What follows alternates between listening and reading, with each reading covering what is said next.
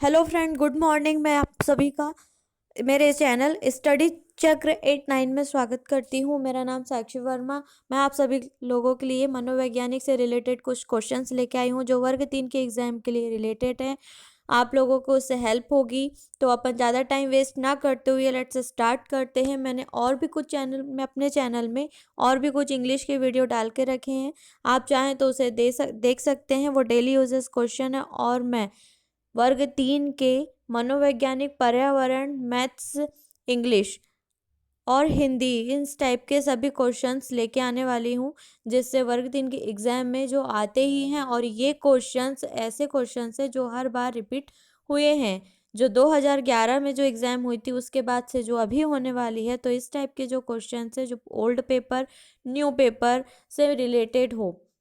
तो फर्स्ट अपना क्वेश्चन है कि कौन सा वैज्ञानिक व्यवहारवादी नहीं है। कौन सा वैज्ञानिक है जिसने अपना मत, अपने सिद्धांत जो हैं व्यवहार में नहीं दिए हैं। तो वो सिगमंड फ्रायड है। सिगमंड फ्रायड ने व्यवहारवादी में अपना सिद्धांत, अपना मत को नहीं दिया है। किस वैज्ञानिक ने माना कि उचित वातावरण से बुद्धि लब्धि में वृद्धि होती है। ये स्टीफन है। स्टीफन ने ये बात को माना है कि अगर बालक को सही वातावरण, सही एटमॉस्फेयर दिया जाए, घर में रहने वाले जितने सदस्य हैं अगर उनका एटमॉस्फेयर अच्छा है, उनकी टोन अच्छी है, बोलने में उनका सब कुछ अच्छा है, तो ऐसे में बच्चे भी वही चीज़ को सीखता है और वही चीज़ को दोहराता है, यानी अनुकरण करता है और अधिगम भी करता है। तो वही चीज़ को उचित स्टीफन ने बताया है। चिंपैंजी पर प्रयोग सबसे पहले किसने दिया था? तो चिंपैंजी पर सबसे पहले प्रयोग कोहलर ने किया था। कोहलर ने सबसे पहले अपना प्रयोग जो है चिंपैंजी जानवर में किया था। उत्तर वाला काल का समय कितना होता है? उत्तर वाला काल 6 से 12 वर्ष आयु तक का होता है। यानी बालक 6 से 12 तक की आयु में जो होते हैं, जितने भी लड़के हो या लड़कियां हो, तो उसे हम उत्तर वाला काल बोल सकते हैं। संवेगात्मक स्थिरता के लक्षण कौन से हैं? संवेगात्मक स्थिरता के लक्षण समायोजित लक्षण कहलाते हैं। इसमें बालक संवेग में रहता है लेकिन उसमें स्थिरता रहती है। बहुत ज़्यादा उत्तेजित वो नहीं रहता है, सामान्य तौर पर चलता है। थोड़ी सी उसमें मैच्योरिटी आने लगती है तो उसे हम, और उस समय वो सामंजस्य करने लगता है क्या करना चाहिए, मतलब सही गलत का फैसला वो करने लगता है। तो उस स्थिति को हम समायोजित स्थिति या समायोजित के लक्षण कहते हैं। माता पिता की आवाज का नवजात के व्यवहार पर पड़ने वाला प्रयोग, यह किसने बताया था? तो इस पे माता पिता की आवाज को सुनकर जो 8 महीने का, 6 महीने का बच्चा जो हरकतें करने लगता है, तो ये किस कारण करता है, कैसे करता है, उसकी जो पहचानने की जो शक्तियाँ उत्पन्न किस एज में होती है। तो इस चीज़ का जो इस चीज़ की जो खोज की थी ये टर्मन ने की थी। टर्मन वैज्ञानिक है, उन्होंने इस चीज़ की खोज करी थी कि माता पिता की आवाज़ सुनकर उसके व्यवहार में क्या परिवर्तन आता है। पियाजे के अनुसार 4 से 8 माह में संज्ञानात्मक विकास होता है। पियाजे के अनुसार 4 से 8 माह में संज्ञानात्मक विकास बच्चे के हाथ और मुंह में होता है। वो हाथ पैर हिलाना डुलाना तो शुरू कर देता है, बट 8 महीने की जब बच्चा रहता है तो वो चीज़ों को पकड़ने की कोशिश करता है, उसे समझने की कोशिश करता है कि ये क्या चीज़ है। प्राथमिक अवस्था को किस अवस्था के नाम से जाना जाता है? प्राथमिक अवस्था को किस अवस्था के नाम से जाना जाता है? तो प्राथमिक अवस्था जो बालक की होती है उसे दैहिक अवस्था के नाम से जाना जाता है। निम्न में से क्या मानोगी ज्ञानेंद्रिय नहीं है? मानो की ज्ञानेंद्रिय गला नहीं है। हमारी ज्ञानेंद्रियों में गला नहीं आता है। बाकी 5 ज्ञानेंद्रियां आती है, आँख, कान, नाक, मुंह और त्वचा, लेकिन उसमें गला नहीं आता है।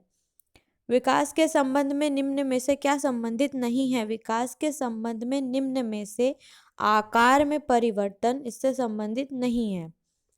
विकास के संबंध में निम्न में से क्या संबंधित नहीं है? तो आकार में परिवर्तन। विकास का मतलब होता है कि बच्चे में, बच्ची की जो बुद्धि है, उसकी जो हरकतें हैं, उसके व्यवहार है, उसमें परिवर्तन को हम बच्चे का विकास का परिवर्तन बोलेंगे। विकास के परिवर्तन यानी उसकी बुद्धि लब्धि से रिलेटेड होगा।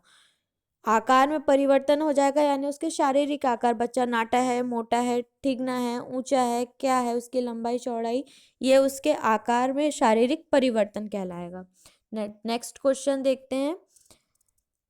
विकास की सबसे जटिल अवस्था, विकास की सबसे जटिल अवस्था किशोरावस्था को बोलते हैं। विकास की जो सबसे जटिल अवस्था है वो किशोरावस्था कहलाती है। अगला क्वेश्चन, मानव का विकास निम्न में से किस पर निर्भर होता है? मानव का विकास निम्न में से किस पर निर्भर होता है? उसकी वृद्धि तथा वातावरण में मिलने वाली परिपक्वता पर होता है। बिल्कुल सीधी सी बात है।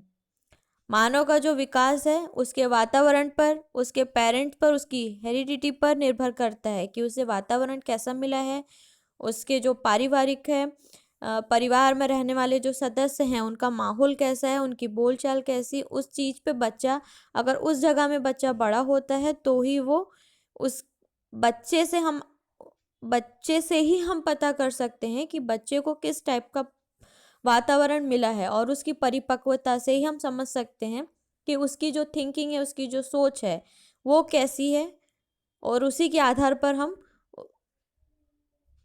उसके विकास पर होने वाला निर्भर को हम पता कर सकते हैं। नेक्स्ट क्वेश्चन है, उच्च प्राथमिक स्तर के बालक की विशेषता नहीं होती है।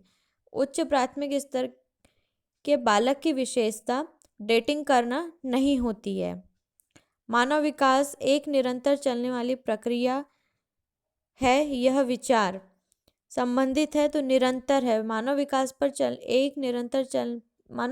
पर जो प्रक्रिया चलती है उसे हम निरंतर प्रक्रिया कहते हैं। मानव विकास में जो चल रही है जो भी प्रक्रियाएं होती है उसके अंतर्गत वो निरंतर चलते रहती है, तो उसे हम बोलेंगे मानव विकास पे चलने वाली प्रक्रिया निरंतर चलने वाली प्रक्रिया है।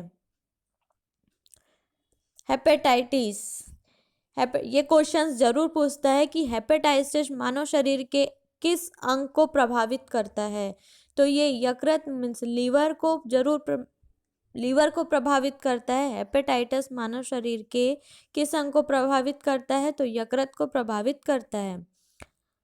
अधिगम की पुनरावृत्ति का सिद्धांत किसने दिया था? अधिगम की पुनरावृत्ति का सिद्धांत पैट्रिक या पावलोव ने दिया था।